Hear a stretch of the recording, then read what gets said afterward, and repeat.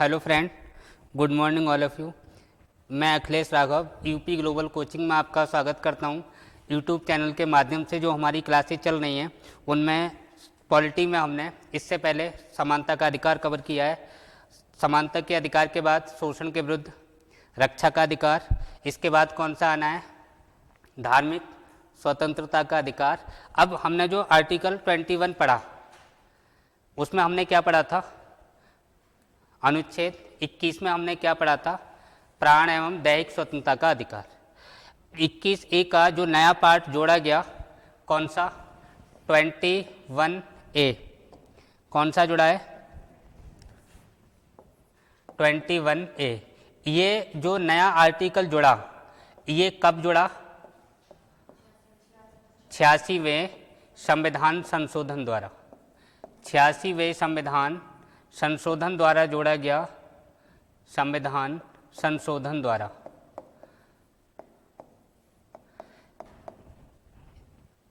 किस साल में जुड़ा है, 2002 में जुड़ा। और इस अनुच्छेद 21A में या अनुच्छेद 21A में इसका संबंध किससे है? अगर अनुच्छेद 21 का पूछा जाए तो प्राण एवं दैहिक स्वतंत्रता की बात करता है, जिसके अंतर्गत निजता का अधिकार आता है, प्राइवेसी आती है, जिसके अंतर्गत निद्रा का अधिकार भी आता है, सोने का अधिकार भी आता है, पर्यावरण से संबंधित स्वच्छ वायु, स्वच्छ जल, ये स्वच्छ प्रदूषण या स्वच्छ गंगा, ये भी किसके अंतर्गत आता है, प्राण एवं दैहिक स्वतंत्रता के अंतर्गत। इसमें प्राण एवं दैहिक स्वतंत्रता के अंतर्गत मैंने कुछ और बातें भी बताई थी। उनमें क्या क्या थी, प्रत्येक व्यक्ति को गरिमा में जीवन जीने का अधिकार है, मरने का अधिकार नहीं है। अगर आपके प्राणों को खतरा है तो उसमें जो छोटा मोटा क्राइम है वो हम कर सकते हैं। एक डिफेंस में जो केस जो लगता है वो डिफेंस रक्षा में, अगर कोई गोली चलाता है तो वो मर्डर वाला केस नहीं लगता है। तो प्राण एवं दैहिक स्वतंत्रता का अधिकार, आपको अपने प्राणों की रक्षा करने का पूरा अधिकार संविधान ने दे रखा है। अगर मैं अनुच्छेद 21A की बात करूं तो इससे पहली बात तो ये मूल संविधान का भाग नहीं था, इसको बाद में जोड़ा गया। 86वें संविधान संशोधन द्वारा 2002 में अटल जी की सरकार में जोड़ा जाता है। ये जो जोड़ा गया इसमें लिखा क्या है, 6 से 14 वर्ष के 6 से 14 वर्ष के बच्चों को निःशुल्क एवं अनिवार्य शिक्षा का प्रावधान है, अनिवार्य शिक्षा का प्रावधान किया गया है। 6 से 14 वर्ष के बच्चों के लिए अनिवार्य एवं निःशुल्क शिक्षा प्रदान करने की बात कही गई है। ये बच्चों का मौलिक अधिकार होगा, जिसे 86वें संविधान संशोधन द्वारा 2002 में अटल जी की सरकार में जोड़ा गया। अगर क्वेश्चन पूछा जाए कि ये किस संविधान की या किसकी सिफारिश पर जोड़ा गया, किसकी सिफारिश पर इसको जोड़ा गया, तो ये जो आर्टिकल जुड़ा है वो किसकी सिफारिश पर जुड़ा है, M.N. वेंकैया की सिफारिश पर, या M.N. वेंकैया जिस समिति के अध्यक्ष होते हैं उन्होंने सिफारिश की। और ये जो M.N. वेंकैया किस समिति के अध्यक्ष थे, तो संविधान समीक्षा आयोग, संविधान समीक्षा आयोग बना, यानी कि संविधान समीक्षा आयोग की सिफारिश पर जोड़ा गया। संविधान समीक्षा आयोग की सिफारिश पर जोड़ा गया, संविधान समीक्षा आयोग की सिफारिश पर जोड़ा गया। अगर इसकी बात करें हम, संविधान समीक्षा आयोग के अध्यक्ष कौन थे, तो M.N. वेंकैया, या M.N. वेंकैया की अध्यक्षता वाले आयोग की सिफारिश पर जोड़ा गया। ठीक है। दूसरी बात, इसमें वही प्रावधान है, 6 से 14 वर्ष के लिए बच्चों को निःशुल्क एवं अनिवार्य शिक्षा प्रदान की जाए। लेकिन जो संविधान समीक्षा आयोग है जिसकी अध्यक्षता कौन कर रहा था, M.N. वेंकैया, M.N. वेंकैया। ये जो M.N. वेंकैया जिसकी अध्यक्षता कर रहे हैं, इन्होंने जो सिफारिश की थी या संविधान समीक्षा आयोग ने जो सिफारिश की थी, वो सिफारिश किस आयु वर्ग के लिए की थी, 6 से 18 वर्ष के लिए। संविधान समीक्षा आयोग ने या M.N. वेंकैया ने जो सिफारिश की थी वो कितने, 6 से 18, लेकिन कर कितना दिया? 6 से 14 वर्ष। इसके बाद अगला हमारा कौन सा चलेगा? अगला मौलिक अधिकार कौन सा है? शोषण के विरुद्ध रक्षा का अधिकार। तीसरा मौलिक अधिकार है, तीसरा मूल अधिकार, शोषण के विरुद्ध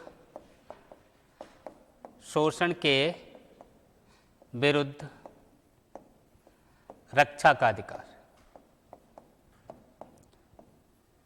शोषण के विरुद्ध रक्षा का अधिकार, इसमें अनुच्छेद कितने हैं?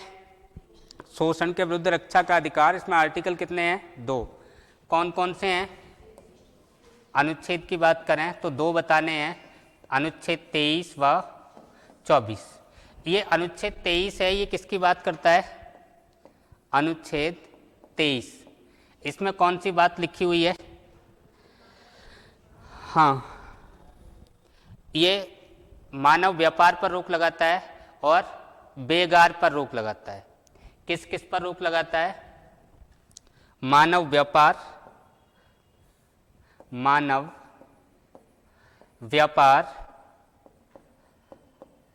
और किस पर रोक लगाता है?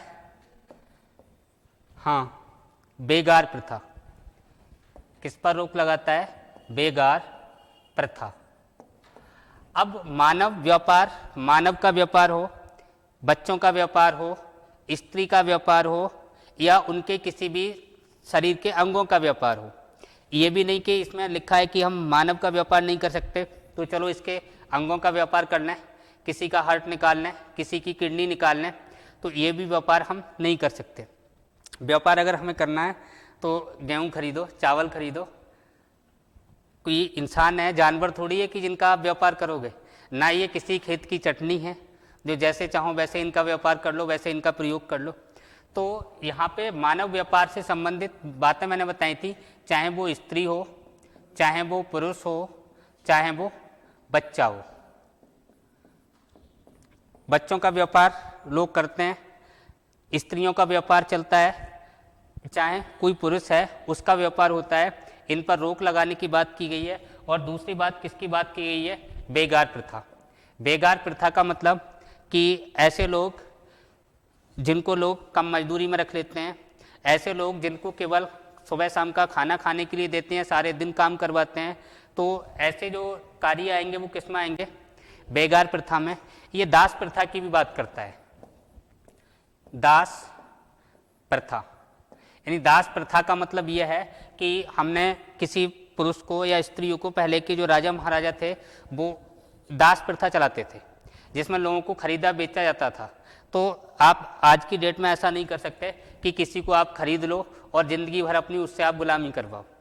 ऐसे जो केस थे पहले के, आपने इतिहास में सुना होगा कि मोहम्मद गौरी ऐबक का गुलाम था, या इल्तुतमिश का गुलाम कौन था? या इल्तुतमिश किसका गुलाम था? किसके गुलाम थे ये? अरे गुलाम तो सुने हैं कि इल्तुतमिश किसका गुलाम था? ऐबक का। और ऐबक किसका गुलाम था? मोहम्मद गौरी का। इसीलिए इल्तुतमिश को गुलामों का गुलाम कहा गया। और यहाँ पे ये जो लोग जो गुलाम थे, इनको लोगों ने मार्केट से खरीदा था। कहाँ से? बाजार से लोग खरीद के लाए थे। तो ये जो खरीद फरोख्त है, दास प्रथा है, बेगार प्रथा है, मानव व्यापार है, इन पे सब पे रोक लगाने की बात करता है हमारा अनुच्छेद 23। अच्छा, यहाँ एक बात कही गई है कि जो सरकार है वो सरकार चाहे तो राष्ट्र हित में आपसे काम करा सकती है बिना पैसे दिए, और सरकार जो राष्ट्र हित में कराएगी ये बेगार प्रथा के अंतर्गत नहीं आता है। जैसे आप पुलिस में भर्ती हुए तो, या आर्मी में भर्ती हुए, या कुछ और नौकरियां हैं जिनमें भर्ती होते हैं, तो होता क्या है कि ट्रेनिंग के टाइम पर जो लोग भर्ती हुए हैं उनसे घास छिलवाई जाती है। सुना होगा, देखा होगा। तो वहाँ जो काम कर रहे हैं, अब आप कहो कि ये बेगार करवा रहे हैं, इन्हें तनख्वाह मिलनी चाहिए, जो काम कर रहे हैं उसका पैसा मिलना चाहिए। तो ऐसा कुछ नहीं है कि अगर राष्ट्र हित का कोई काम है, कोई सड़क साफ करवानी है और राष्ट्र हित में अगर आपसे काम करवाया जा रहा है तो वो बेगार प्रथा के अंतर्गत नहीं आएगा। ये बात भी यहाँ दे रखी है। दूसरी बात, अब इन्हें रोकने के लिए ये संविधान में लिखने मात्र से तो काम चलने वाला नहीं, इसे रोकने के लिए सरकार ने कुछ प्रावधान बनाए, कुछ नियम बनाए जिनमें दंड का प्रावधान किया। और वो जो इसे रोकने के लिए कौन कौन से नियम बनाए हैं उन नियमों की मैं बात कर रहा हूँ। पहला है अनैतिक दुर्व्यवहार निवारण अधिनियम 1956। अनैतिक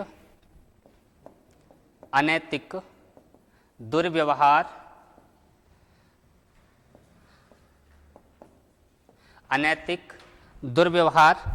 निवारण अधिनियम 1956। अनैतिक दुर्व्यवहार निवारण अधिनियम 1956 ये किसके लिए बनाया गया है? आर्टिकल 23 के लिए। किसको बनाया? अनुच्छेद 23 के लिए। एक दूसरा अधिनियम और बना, ये जो बंधुआ मजदूर लोग रखते हैं, जो बेगार करवाते हैं, उससे संबंधित। और वो कौन सा है? बंधुआ मजदूर उन्मूलन अधिनियम। दूसरा कौन सा बना? बंधुआ मजदूर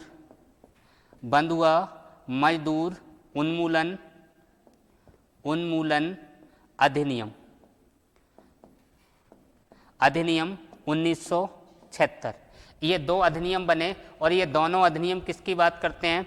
अनुच्छेद 23 की बात करते हैं। या अनुच्छेद 23 का संबंध किससे है? अनुच्छेद 23 का संबंध किससे है बताओ?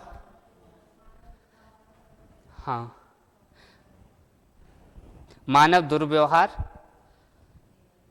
हाँ, और बेगार प्रथा या दास प्रथा भी लिखा हो, ठीक है। आगे अगर हम बात करें, ये अनुच्छेद 24, इस 24 में क्या लिखा है? अगर मैं आर्टिकल 24 की बात करूं, 24, ये किसकी बात करता है? बलात् श्रम की बात करता है। बलात् श्रम निषेध। क्या लिखा हुआ है इसमें? बलात् श्रम निषेध। बलात् श्रम का अर्थ या मतलब बलपूर्वक श्रम। बलात् श्रम का मतलब बलपूर्वक श्रम। अच्छा, ये जो बालकों से संबंधित है, विशेष रूप से बच्चों से संबंधित है, और इसमें लिखा क्या है? 6 से 14 वर्ष के बच्चे। इसमें जो लिखा है 6 से, या 6 छोड़ो, 14 वर्ष तक के, सीधा सीधा लिखो, 14 वर्ष तक के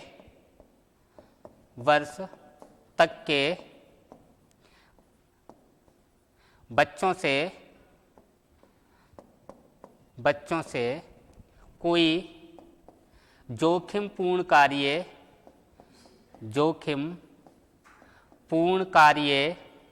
नहीं करा सकते। यानी कि जो 14 वर्ष तक की आयु के बच्चे हैं उनसे हम क्या नहीं करवा सकते?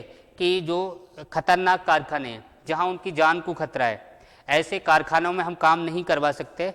और इसके लिए आयु निर्धारित की गई कितने वर्ष तक? 14 वर्ष तक की आयु के बच्चों से या 14 वर्ष तक की आयु के बालकों से। अब देखो, ये जोखिमपूर्ण कार्य नहीं करवा सकते, अब हमने यहाँ संविधान में लिख दिया, लिखने से काम थोड़ी चलेगा। इसके लिए प्रावधान करने पड़े, नियम बनाने पड़े। और हमने कौन कौन से नियम बनाए, कौन से प्रावधान बनाए? एक हमने बनाया 1948 का कारखाना अधिनियम। कौन कौन से अधिनियम बने? 1948 का कारखाना अधिनियम। अब देखो, ये अधिनियम हमें क्यों बनाना पड़ा, इसका कारण क्या है? ये आपने देखा होगा, आज भी है, कि चाय की दुकानों पर बच्चे काम करते मिलते हैं। छोटे मोटे जो हम गांव में या घरों में देखें तो बच्चे बर्तन साफ करने के लिए, झाड़ू के लिए लोग रख लेते हैं। दूसरी बात, और अगर हम खेतों में देखें तो आजकल आपने देखा होगा, ये जो धान रखे जाते हैं या मेंथा रखा जाता है, तो वहाँ हम लोग करते क्या हैं कि जो एक वयस्क व्यक्ति को ना लेके हम बच्चों को काम पे लेते हैं। और बच्चों को काम पे लेने से फ़ायदा क्या होता है कि एक तो वो सस्ते में मिल जाते हैं और काम पूरा करते हैं, सस्ते में मिलते हैं, काम पूरा करते हैं। और यही कारण है कि हम आदमी की जगह बच्चों को काम पे ले जाते हैं। और बच्चों पर काम पे जो ले जाते हैं, तो खेती में अगर हम ले जाएं तो वो जोखिमपूर्ण कार्य तो नहीं है। आज की डेट में वहाँ भी रोक है। यहाँ पे जो लिखा है वो ये लिखा है कि जोखिमपूर्ण कार्यों में हम नहीं लगा सकते, जोखिमपूर्ण कार्यों में नहीं ले सकते। अब होता क्या था उस समय कि बच्चे आसानी से कम पैसों में मिल जाते और कारखाने वाले लोग अधिकांश हम बच्चों से ही कार्य करवाते। तो उन्होंने जो कारखाने में ज़्यादातर बच्चे जा रहे थे उनको रोकने के लिए 1948 में क्या हम लेके आए, कारखाना अधिनियम 1948 लेके आए। इसके बाद जो बच्चे खान वगैरह में काम करते थे ये भी जोखिमपूर्ण कार्य है। अब कोई तेजाब की फैक्ट्री में काम कर रहा है वो भी जोखिमपूर्ण कार्य है, उसकी जान को खतरा हर समय बना रहता है। अगर खान में काम कर रहा है उसकी जान को भी खतरा हर समय है। यही कारण है कि इन खतरों को देखते हुए, इन जोखिमों को देखते हुए एक तो हम 1948 का कारखाना अधिनियम लेके आए, दूसरा 1952 का हम क्या लेके आए, खान अधिनियम। 1952 का खान अधिनियम। अरे बात क्लियर हो गई? ये अधिनियम हम क्यों ला रहे हैं कि 6 से 14 वर्ष के बच्चे हैं इनकी ज़िंदगी बर्बाद ना हो, क्योंकि 6 से 14 वर्ष के बच्चे के लिए हम कर क्या रहे हैं, शिक्षा का प्रावधान कर रहे हैं, फ्री शिक्षा दे रहे हैं। हमने एक नया आर्टिकल 21 ए जोड़ दिया और जो और अनुच्छेद हैं उनमें भी हम बच्चों के लिए फ्री शिक्षा की बात कर रहे हैं। और यहाँ ये किसकी बात कर रहे हैं कि बच्चों को कारखानों में लगाओ, फैक्ट्रियों में लगाओ। तो ऐसा ना हो, इसको रोकने के लिए हमें कारखाने अधिनियम लाने पड़े। इसके बाद एक अधिनियम अपना और आया 1986 का बाल श्रम अधिनियम। 1986 का बाल श्रम अधिनियम। 1986 का बाल श्रम अधिनियम। अब देखो इनके माध्यम से हो क्या रहा है, ये जो बलात्श्रम लोग करवाते हैं बच्चों से, इस पर रोक लगाने के लिए हम ये व्यवस्थाएं लेके आ रहे हैं। ये व्यवस्थाएं हम क्यों ला रहे हैं, क्योंकि बच्चे काम ना करें। लेकिन आज की डेट में देखो आप, फिर भी इतना कानून बनने के बाद भी लोग आपको दुकानों पर काम करते हुए मिल जाएंगे, घरों में काम करते हुए मिल जाएंगे, खेतों में काम करते हुए मिल जाएंगे। अब हुआ ये कि ये जो अपना बलात् एवं बाल श्रम निषेध अधिनियम, ये जो अनुच्छेद चल रहा है, यहाँ पे देखो एक परिवर्तन कर दिया। कब कर दिया? 2016 में। 2016 में ये जो हम यहाँ पे बाल एवं बलात् श्रम निषेध देख रहे हैं, इसमें परिवर्तन कर दिया गया है। और परिवर्तन करके क्या लिख दिया गया, यहाँ ऊपर क्या लिखा है, मूल संविधान में क्या लिखा था, बलात् श्रम निषेध। अब क्या लिखा है, बाल एवं किशोर श्रम, बाल एवं, लिख लो, बाल एवं किशोर श्रम निषेध।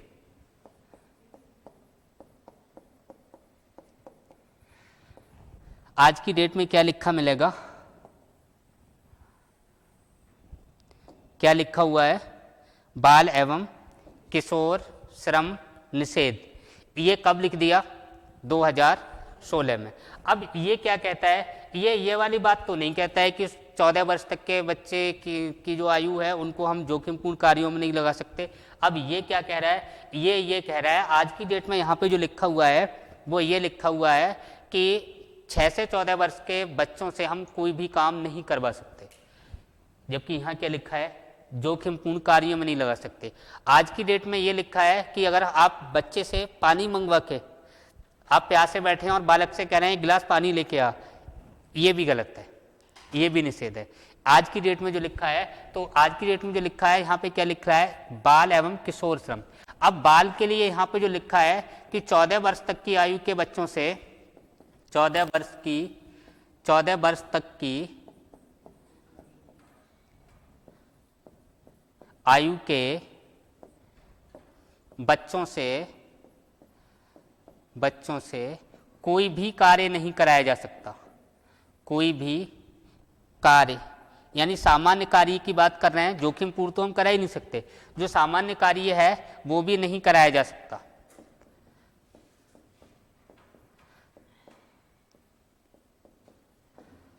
ये क्या कह रहा है, यहाँ पे जो किशोर श्रम जोड़ा है, ये कह रहा है कि 18 वर्ष तक की आयु के बच्चे हैं, 18 वर्ष तक की आयु के बच्चों से जोखिमपूर्ण कार्य नहीं कराया जा सकता। जोखिमपूर्ण कार्य नहीं कराया जा सकता।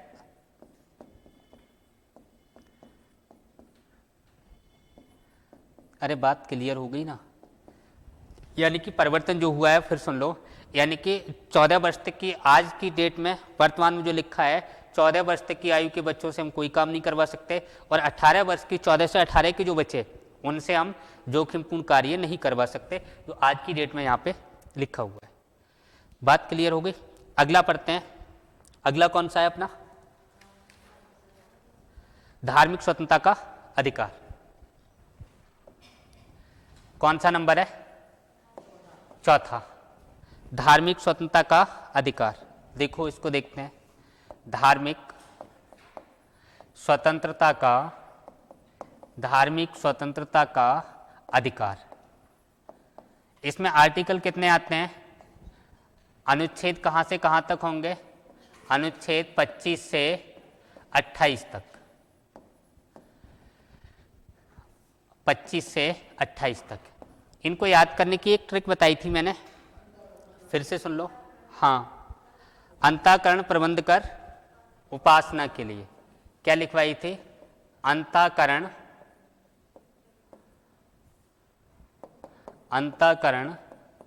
प्रबंध कर, प्रबंध या प्रबंधन लिख लो, प्रबंधन कर उपासना के लिए, उपासना के लिए। देखो अंतःकरण का मतलब क्या है? ये किस अनुच्छेद में है? अंतःकरण की स्वतंत्रता, अंतःकरण की स्वतंत्रता, या अंतःकरण हमारा मूल अधिकार है। ये किस में लिखा है? अनुच्छेद 25 में। धार्मिक अपने अपने धर्म की जो धार्मिक संस्थाएं हैं उनका प्रबंधन करने की स्वतंत्रता, यानी प्रबंधन करने का अधिकार। तो ये प्रबंधन का जो अधिकार है, मैनेजमेंट का अधिकार है, ये किस में दे रखा है? अनुच्छेद 26। हाँ, 27 में क्या है? करों के संदाय की स्वतंत्रता, करों के संदाय की स्वतंत्रता, संदाय की स्वतंत्रता या करों के संदाय का अधिकार।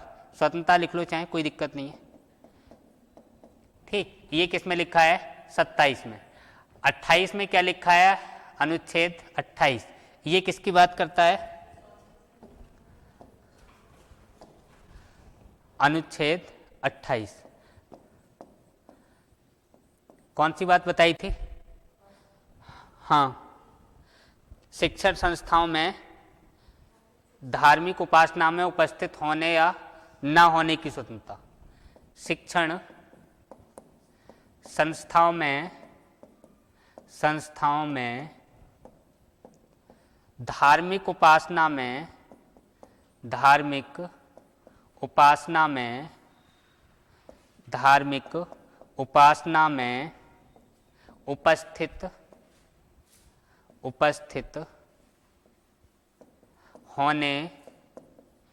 या उपस्थित न होने की स्वतंत्रता, यानी कि शिक्षण संस्थाएं जो हैं उनमें धार्मिक प्रेयर अगर चल रही है तो उसमें आप उपस्थित हो सकते हैं और उसमें उपस्थित नहीं हो सकते हैं। अगर किसी शिक्षण संस्थान में धार्मिक प्रेयर चल रही है, किसी धर्म से संबंधित चल रही है, तो आपकी इच्छा है तो आप वहाँ खड़े हो जाइए, प्रेयर करिए, उपासना कीजिए, और अगर इच्छा नहीं है तो प्रेयर या उपासना मत करिए।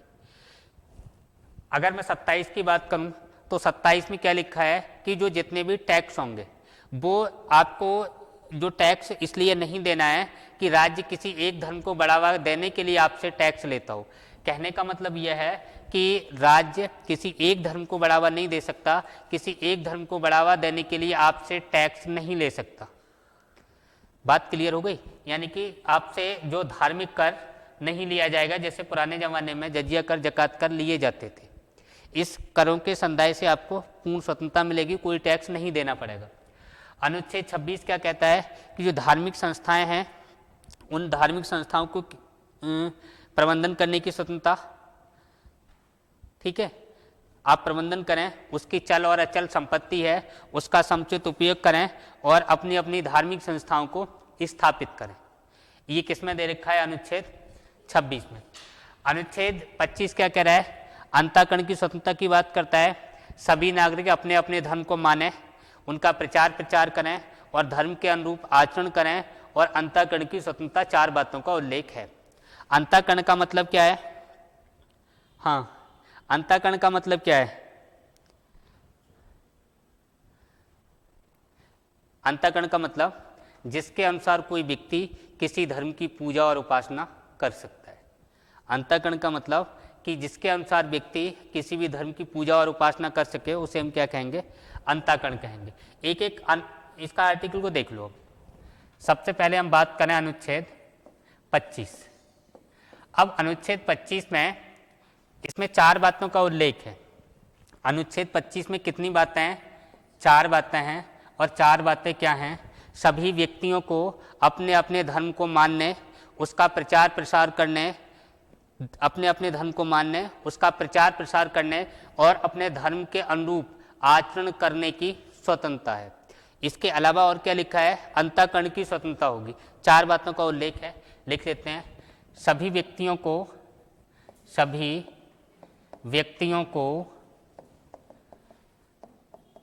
अपने अपने धर्म को मानने, अपने अपने धर्म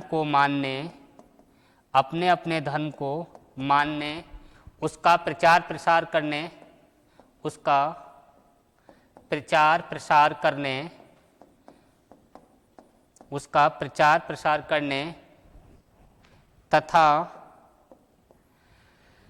धर्म के अनुरूप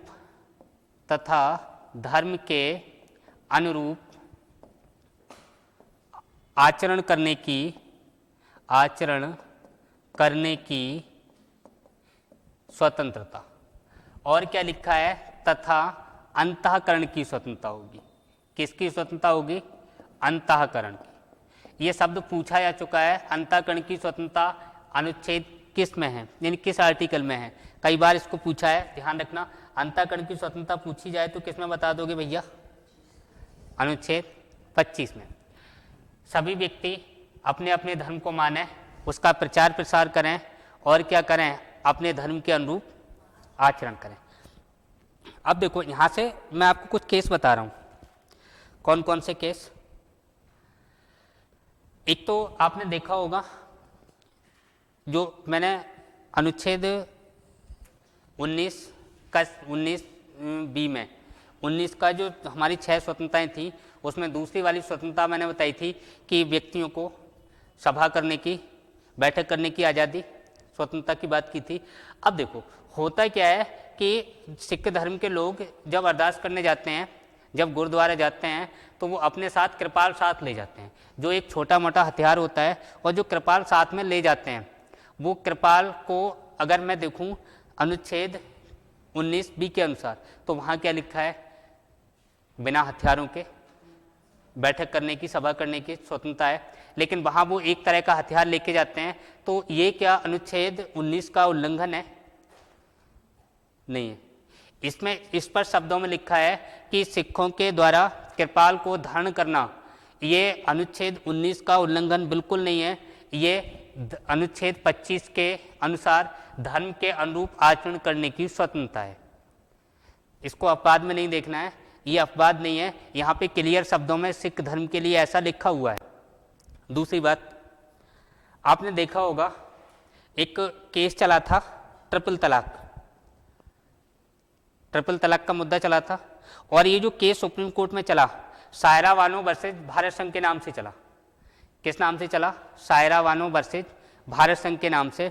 और सुप्रीम कोर्ट में जो मुस्लिम वकील थे, यानी इस्लाम धर्म के जो पक्षधर थे, उन्होंने सुप्रीम कोर्ट के सामने कहा कि ये हमारे मौलिक अधिकार का उल्लंघन है।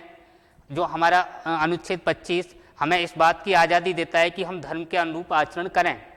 तो जो सायरा बानो के पक्षधर लोग हैं, उन्होंने ये कहा कि जो तलाक है, तलाक देना हमारा धर्म के अनुरूप आचरण माना जाना चाहिए। अब सुप्रीम कोर्ट ने फैसला, आपने देखा ही, ट्रिपल तलाक को बंद कर दिया। सुप्रीम कोर्ट ने क्या कहा कि ये जो ट्रिपल तलाक है, ये आपके संविधान के खिलाफ ही नहीं है, आपके धर्म के मूल सिद्धांतों के भी खिलाफ है। आपके संविधान के खिलाफ तो है ही है, लेकिन उनके जो धर्म के मूल सिद्धांत हैं, उनके खिलाफ भी सुप्रीम कोर्ट ने किसको बता दिया? ट्रिपल तलाक को। अब ये जो ट्रिपल तलाक होती है ना, ये 3 तरह की होती है: तलाक के बिद्दत, तलाक के हसन, तलाक ए आसन। और ये जो ट्रिपल तलाक है, 3 बार आपने कह दिया तलाक तलाक तलाक और बस शादी के संबंध अलग हो गए, नहीं पहचानता लड़का लड़की कौन क्या। हाँ, तो इस तरह की जो तलाक है ट्रिपल तलाक कि जिसमें आपने यहाँ तक कि अगर फ़ोन से मैसेज भी कर दिया 3 बार, तलाक तलाक बोल दिया सामने जाके, तो बस तलाक हो गया। जैसा हमारा डिवोर्स होता है कोर्ट में जाके, ऐसा इनका जो तलाक का सिस्टम था वो अगर 3 बार सामने खड़े होकर कह दिया तलाक तलाक तलाक, इसका मतलब डिवोर्स हो ही गया। ये व्यवस्था थी। तो सुप्रीम कोर्ट ने यह कहा कि आपके यहाँ जो तलाक चल रही है वो जो तलाक के बिद्दत है उसका बिगड़ा हुआ रूप है, और ये किसी महिला के साथ, किसी लड़की के साथ इस तरह का अपराध हम नहीं कर सकते, ये अपराध है। और ये अपराध संविधान के खिलाफ तो है ही, लेकिन आपके जो मौलिक सिद्धांत हैं, आपके इस्लाम धर्म के जो सिद्धांत हैं, उनके खिलाफ भी है। और सुप्रीम कोर्ट ने इस ट्रिपल तलाक को क्या कर दिया, बैन कर दिया। ये जो केस किसका था, सायरा बानो वर्सेज भारत संघ के नाम से चला था। ठीक, अच्छा चलो। और इसके बाद आपने देखा होगा एक महिला है तृप्ति देसाई, जो शनि माता के मंदिर में, जहाँ महिलाएं कोशिश कर रही हैं घुसने का, कि शनि देव का मंदिर है, वहाँ पे एक भूमाता ब्रिगेड चलाती है, तृप्ति देसाई नाम की महिला है, और वो उस मंदिर में, जो दक्षिण भारत का मंदिर है, उस मंदिर में घुसने के लिए सुप्रीम कोर्ट से इजाज़त मांगी। सुप्रीम कोर्ट ने इजाज़त दी, और उसमें उन्होंने इजाज़त क्या बताई, उन्होंने ये कहा कि अपने अपने धर्म के अनुसार आचरण करने का हमें अधिकार है। और ये शनिदेव का मंदिर है, यहाँ जो पुरुषों ने महिलाओं को वर्जित कर रखा है कि शनिदेव के मंदिर में महिलाएं नहीं जाएंगी। अब जो तृप्ति देसाई हैं, जो भूमाता ब्रिगेड अपना संगठन चलाती हैं, उन्होंने आंदोलन कर दिया। सरकार ने उन्हें मंदिर में घुसने नहीं दिया, वो सुप्रीम कोर्ट ने आदेश दे दिया इन्हें मंदिर में घुसने दिया जाए। हालांकि अब तक घुसने नहीं दिया गया है, वो लॉ एंड ऑर्डर खराब हो जाए या व्यवस्था खराब हो जाए, वहाँ की सरकार ने उन्हें इजाज़त नहीं दी है। लेकिन सुप्रीम कोर्ट ने कहा है कि अगर पुरुषों को शनिदेव की पूजा करने का अधिकार है तो महिलाओं को भी होना चाहिए।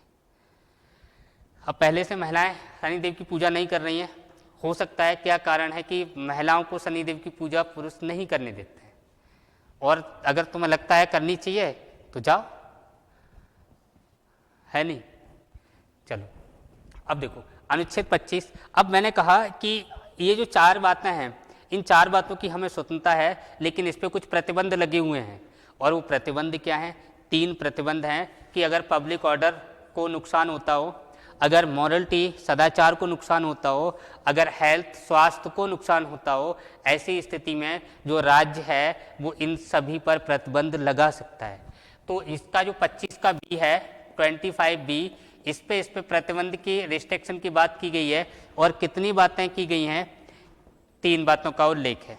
और ये 3 बातें ध्यान रखनी है कि ये स्वतंत्रताएं कब नहीं हैं, किस हालात में ये नहीं होंगी। तो एक तो आपके इन स्वतंत्रताओं से स्वास्थ्य को खतरा हो, हेल्थ को खतरा हो, स्वास्थ्य। दूसरा सदाचार, मॉरलिटी। तीसरा लोक व्यवस्था, पब्लिक ऑर्डर, लोक व्यवस्था। अगर इनको किसी भी प्रकार का खतरा है, ऐसी स्थिति में ये जो 4 स्वतंत्रताएं ऊपर हमें दे रखी हैं, ये हमें प्राप्त नहीं है। राज्य इन पर प्रतिबंध लगा सकता है, राज्य इन पर रोक लगा सकता है। इसके बाद अगला आर्टिकल अपना जो आएगा, हाँ, अनुच्छेद 26। ये क्या कहता है भाई साहब, अनुच्छेद 26 में कौन सी बातें दी गई हैं?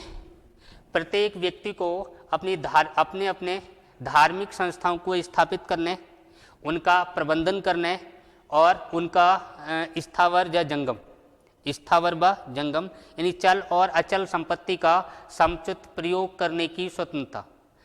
3 बातों का उल्लेख है।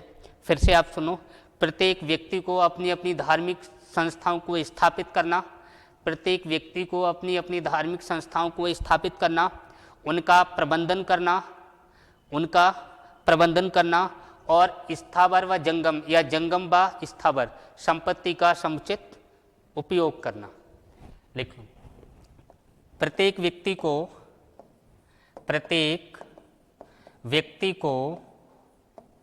अपनी अपनी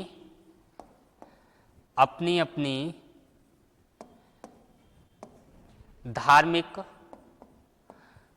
अपनी अपनी धार्मिक संस्थाओं को स्थापित करना, संस्थाओं को स्थापित करना तथा, और क्या लिखा है, प्रत्येक व्यक्ति को अपनी अपनी धार्मिक संस्थाओं को स्थापित करना तथा उनका प्रबंधन करना, तथा उनका प्रबंधन करना, और क्या लिखा है, इंपॉर्टेंट शब्द हैं, अलग कलर से लिख दे रहा हूं, जंगम व स्थावर, जंगम व स्थावर संपत्ति का समुचित उपयोग करना, समुचित उपयोग करना। अब देखो एक बात और सुनना जरा, यहाँ से जो क्वेश्चन है ना आपके हिंदी में भी बहुत बार पूछे गए हैं। अगर आपसे पूछा जाए जंगम का विलोम, बहुत बार पूछा गया है, और जंगम का विलोम क्या होगा, स्थावर। अगर पूछा जाए स्थावर का विलोम तो क्या होगा, जंगम। इस जंगम का मतलब क्या है, चल, और स्थावर का मतलब क्या है, अचल। यानी ऐसी संपत्ति आप जिस धर्म के हो उस धार्मिक संस्थान की जो चाहे चल है या अचल है, उस संपत्ति का समुचित उपयोग करने की स्वतंत्रता किसमें लिखी हुई है, अनुच्छेद। अच्छा, ये जो समुचित उपयोग करने की स्वतंत्रता तो है, आपका अधिकार तो है, लेकिन रोक इन पर भी लग सकती है, और इन पर रोक लगने का क्या तरीका है वो भी इसी में दे रखा है। इन पर रोक किस कंडीशन में लगेगी, तो रोक के लिए वही 3 कंडीशन, स्वास्थ्य के आधार पर लग जाएगी, स्वास्थ्य, और दूसरा सदाचार, और तीसरा लोक व्यवस्था, लोक व्यवस्था। अगर इनको किसी भी प्रकार का नुकसान पहुंचता है, ऐसी स्थिति में अनुच्छेद 26 पर भी क्या रोक लगाई जा सकती है। अरे बात क्लियर हो गई, बताओ। अगला देख लो, अनुच्छेद 27, आर्टिकल 27 में क्या है, अनुच्छेद 27, ये किसकी बात करता है, बताओ। करों के संदाय की स्वतंत्रता, किसकी, करों के संदाय की स्वतंत्रता, करों के संदाय की स्वतंत्रता। इसका मतलब क्या है, इसका मतलब यह है कोई भी राज्य, कोई भी देश किसी भी एक धर्म को बढ़ावा देने के लिए दूसरे धर्म के जो लोग हैं उनसे टैक्स नहीं वसूल सकता, कर नहीं ले सकता। बात समझ में आई, किसी भी धर्म के व्यक्ति से कोई कर नहीं लिया जाएगा।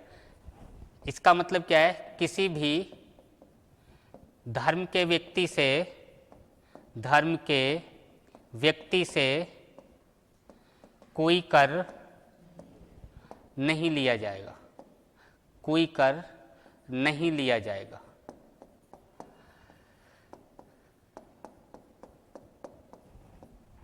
ठीक है, करों से पूरी स्वतंत्रता रहेगी, पूरी आज़ादी रहेगी। ठीक है, लिखा हुआ यह है कि किसी एक धर्म को बढ़ावा देने के लिए जो राज्य है वो अन्य धर्मों से टैक्स नहीं वसूल सकता। जैसे पहले जो वसूला जाता था जजिया कर, जकात कर, वो आज की स्थिति में कोई भी राज्य ऐसा नहीं कर सकता। अच्छा, दूसरी बात, जो अनुच्छेद हम 25 पढ़ रहे थे, आर्टिकल 25 में मैंने ये कहा कि हम किसी भी धर्म को अपनाएं, धर्म के अनुरूप आचरण करें, अंतःकरण की स्वतंत्रता है। क्या संविधान में ये लिखा है कि हम किसी भी धर्म को अपना सकते हैं? क्या ये लिखा है, अपनाते हैं? क्या ये संविधान में लिखा है कि किसी भी धर्म को अपनाने की स्वतंत्रता है? ऐसा लिखा हुआ नहीं है। लेकिन जो राज्य है वो प्रतिबंध लगा सकता है, ये लिखा हुआ है कि जो धर्म आप परिवर्तन कर रहे हैं, किसी भी धर्म को आप स्वीकार करें, ऐसा तो लिखा हुआ नहीं है, लेकिन राज्य धर्म परिवर्तन पर रोक लगा सकता है, ऐसा लिखा हुआ है। और इसकी कंडीशन का भी उल्लेख है अनुच्छेद 25 में ही। और वो कंडीशन क्या है कि अगर ऐसा लगता है कि किसी ने लोभ में आके प्रलोभन में आके धर्म परिवर्तन किया है तो वहाँ पर भी राज्य रोक लगा सकता है, या आपने दबाव में आके धर्म परिवर्तन किया है तब भी राज्य धर्म परिवर्तन पर रोक लगा सकता है। स्पष्ट शब्दों में अनुच्छेद 25 में दे रखा है। बात क्लियर हो गई। अगर मैं 27 की बात करूं तो यहाँ पे टैक्स की बात की गई है। मैंने आपको बताया था ये टैक्स और फीस में क्या अंतर होता है। टैक्स और फीस, इस टैक्स को अगर मैं हिंदी में बोलूं तो इसको हम कर कहेंगे, इसको अगर मैं हिंदी में बोलूं तो इसको हम शुल्क कहेंगे। अब जो धर्म में, जो आप मंदिर में जाते हैं या मस्जिद में भी जो पैसा जाता है, लोग जो जमा करते हैं, वो किसके रूप में जाता है? शुल्क के रूप में। जैसे पर्ची कटी, ये पर्ची जो कटी वो शुल्क है, टैक्स नहीं है। अब शुल्क और टैक्स में अंतर क्या होता है, डिफरेंस बताया होगा। इसमें डिफरेंस ये है कि शुल्क तो जब जाएगा जब आप मंदिर जाओगे, और अगर टैक्स होता तो आप घर बैठे होते तब भी ये जाता। ये तो आप सेवा का फायदा लोगे तो सेवा शुल्क जाएगा, और सेवा का फायदा आप नहीं ले रहे हैं तो आपसे नहीं जाएगा। अगर आप स्कूल, प्राइवेट स्कूल में पढ़ने बच्चे को भेज रहे हैं तब तो आपसे फीस जाएगी। ये टैक्स नहीं है कि आप भेजो मत भेजो फिर भी आपसे फीस जाए। कहने का मतलब जब आप फायदा उठाओगे तो इसका जो शुल्क बनता है, जो फी बनती है वो आप देंगे, और जो टैक्स होता है वो तो आपसे जाना ही जाना है कि आप फायदा उठाओ ना उठाओ। जैसे मैंने आपको बताया था कि राजस्व, जो भूमि कर है, राजस्व वगैरह जो जाता है, लगान जो जाता है, उसमें आप फसल करो ना करो वो आपसे ईयरली जाना ही जाना है। फसल 1 कर लो, 2 कर लो, 3 कर लो, ना कर लो फिर भी जाना है। तो ये जो मंदिरों में जो हम पर्ची वगैरह कटाते हैं ये टैक्स नहीं है, ये क्या है? शुल्क है। अगले अनुच्छेद की बात कर लें। अनुच्छेद अगला कौन सा है? 28। ये अनुच्छेद 28 क्या कहता है? धार्मिक संस्थाओं में, हाँ, कुछ धार्मिक संस्थाओं में या कुछ संस्थाओं में जो धार्मिक प्रेयर वगैरह, प्रार्थना वगैरह हो रही है, उनमें उपस्थित या ना उपस्थित होने की स्वतंत्रता है। लिख लो इसको। शिक्षण संस्थानों में, शिक्षण संस्थानों में, शिक्षण संस्थानों में धार्मिक उपासना में, धार्मिक उपासना में, उपासना में उपस्थित, उपस्थित होने या ना होने, या उपस्थित ना होने की स्वतंत्रता, या उपस्थित ना होने की स्वतंत्रता, उपस्थित ना होने की स्वतंत्रता। अनुच्छेद 28 में, ठीक है। दूसरी बात और क्या लिखा है कि जो राज्य से, राज्य जिन संस्थाओं को पैसा दे रहा है, राज्य जिन संस्थाओं को पैसा दे रहा है वो धार्मिक शिक्षा नहीं दे सकते। यानी सरकारी स्कूल धार्मिक शिक्षा नहीं दे सकते। या लिख दे रहा हूं यहाँ पे, आगे जो लिखा हुआ है, राज्य द्वारा पोषित, राज्य द्वारा पोषित शिक्षण संस्थानों में, शिक्षण संस्थानों में धार्मिक शिक्षा, धार्मिक शिक्षा नहीं दी जा सकती, धार्मिक शिक्षा नहीं दी जा सकती। क्या लिखा हुआ है कि राज्य द्वारा पोषित जो शिक्षण संस्थान हैं, ऐसे स्कूलों में धार्मिक शिक्षा नहीं दी जा सकती। बात क्लियर हो गई। अगला देख लो। 5वां मौलिक अधिकार क्या है? संस्कृति और, संस्कृति और शिक्षा का अधिकार, संस्कृति और शिक्षा का अधिकार। इसमें क्या क्या दे रखा है? इसमें आर्टिकल कितने हैं भाई साहब? 5 नंबर में कितने आर्टिकल हैं? 2। कौन कौन से? अनुच्छेद 29, अनुच्छेद 29 और अनुच्छेद 30। अब अनुच्छेद 29 है, ये क्या कहता है? आर्टिकल 29। देखो, ये संस्कृति और शिक्षा का बात ये कब की है? जब भारत आज़ाद हो रहा है, संविधान सभा जिस समय काम कर रही है उस समय भारत के अंदर जो अल्पसंख्यक रह गए, ये दोनों ही आर्टिकल किससे संबंधित हैं? अल्पसंख्यकों से। संस्कृति और शिक्षा का अधिकार, ये दोनों के दोनों अल्पसंख्यक, लिख दे रहा हूं यहां पे, अल्पसंख्यकों से संबंधित है।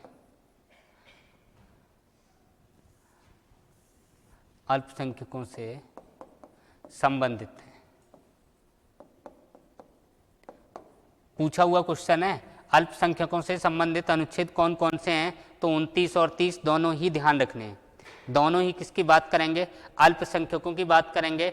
जब भारत और पाकिस्तान का बंटवारा हुआ है, उस समय जो अल्पसंख्यक भारत में रह गए हैं, जो लोग संविधान सभा के सदस्य थे, जो अल्पसंख्यक थे, उन्होंने अपनी चिंताएं जाहिर की उस समय संविधान सभा के सामने, और उन्होंने कहा कि जो लोग भारत में रह गए, एक अलग राष्ट्र पाकिस्तान उस समय बन चुका है, कि ऐसे अल्पसंख्यक जो भारत में रह गए, उनकी संस्कृति का क्या होगा, उनकी वेशभूषा का क्या होगा, उनके लिए कुछ संविधान में अलग से प्रावधान करने के लिए कहा गया। तो 2 आर्टिकल उन लोगों के लिए यहाँ पे रख दिए गए। अल्पसंख्यकों के लिए 2 आर्टिकल रखे गए, वो कौन कौन से थे? अनुच्छेद 29 था और 30 था। अनुच्छेद 29 में क्या दे रखा है? अल्पसंख्यक के हितों के संरक्षण के लिए 2-3 बातें कही गई हैं। ये किससे संबंधित है? अल्पसंख्यकों के हितों का संरक्षण। अल्पसंख्यकों के हितों का संरक्षण, ये किसकी बात करता है? अल्पसंख्यकों को संरक्षण। अब देखो, ये अल्पसंख्यकों का जो संरक्षण कर रहा है, यहाँ पे कितने पॉइंट दिए गए हैं? 3। किस किस का संरक्षण करना है? वेशभूषा और संस्कृति और लिपि। कितनी बातें दी गई हैं? हाँ, भाषा लिख लो। भाषा, संस्कृति और लिपि। ये वेशभूषा वगैरह है ना, वो संस्कृति में आ जाएगी। इनका जो रहन सहन है, खान पान है, पहनाव ओढ़ाव है, उनके संरक्षण के लिए कौन सा अनुच्छेद जोड़ा गया? वेशभूषा पूछी जाए, खान पान पूछा जाए, रहन सहन पूछा जाए, इनके इन हितों का संरक्षण हो जाए, इसके लिए कौन सा अनुच्छेद जोड़ा? 29। 30 में क्या जोड़ा? जो अल्पसंख्यक हैं, उनके हितों के संरक्षण के लिए धार्मिक संस्थाओं की स्थापना करने की बात की गई। क्या किया गया? अल्पसंख्यकों के हितों के संरक्षण के लिए, अल्पसंख्यकों के हितों के संरक्षण के लिए, धार्मिक शिक्षण संस्थानों की स्थापना करना। धार्मिक शिक्षण संस्थानों की स्थापना। धार्मिक शिक्षण संस्थानों की स्थापना की बात की गई। अब देखो, यानी कि अनुच्छेद 28 ये कह रहा है कि राज्य कोई धार्मिक संस्था स्थापित नहीं कर पाएगा, या राज्य जिनको पैसा देगा, जिन संस्थाओं को या जिन शिक्षण संस्थाओं को पोषित करेगा, वो धार्मिक शिक्षा नहीं दे पाएंगे। जबकि 30 तो ये कह रहा है धार्मिक संस्थाओं की स्थापना की जा सकती है। ये केवल यहाँ जो कह रहा है वो केवल और केवल किसकी बात कर रहा है? अल्पसंख्यकों की, कि अल्पसंख्यकों के संबंध में ऐसा हो सकता है कि धार्मिक विद्यालय, धार्मिक स्कूल स्थापित किया जाए। और ये धार्मिक स्कूल जो स्थापित किया जाएगा, जैसे मदरसा वगैरह जो होते हैं, वो क्या है? एक धार्मिक शिक्षा ही है। तो मदरसे की स्थापना की जा सकती है। विशेष धर्म को बढ़ावा देने के लिए, विशेष धर्म की संस्कृति, भाषा, लिपि, इनको संरक्षित करने के लिए धार्मिक विद्यालय खोला जा सकता है। और ये किसके संबंध में बात कर रहा है? अल्पसंख्यकों के बारे में बात कर रहा है। अच्छा, एक और क्वेश्चन जो आपके टेट, सी टेट में, सुपर टेट में ज़्यादातर पूछा गया, कौन सा question? Right to education act, RTE. RTE कब लागू हुई? आरटीई कब लागू हुई?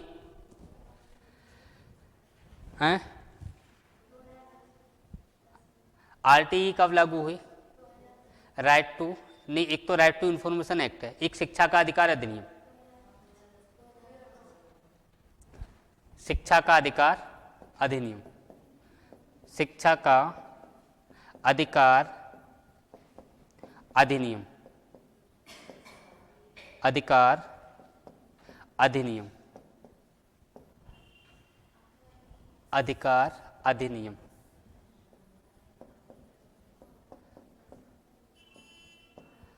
राइट टू एजुकेशन क्या है? कब लागू हुआ ये? 1 अप्रैल 2010। 1 अप्रैल 2010 को लागू हो रहा है। अब देखो ये 1 अप्रैल 2010 को ये जो लागू हुआ है, कब लागू हुआ है?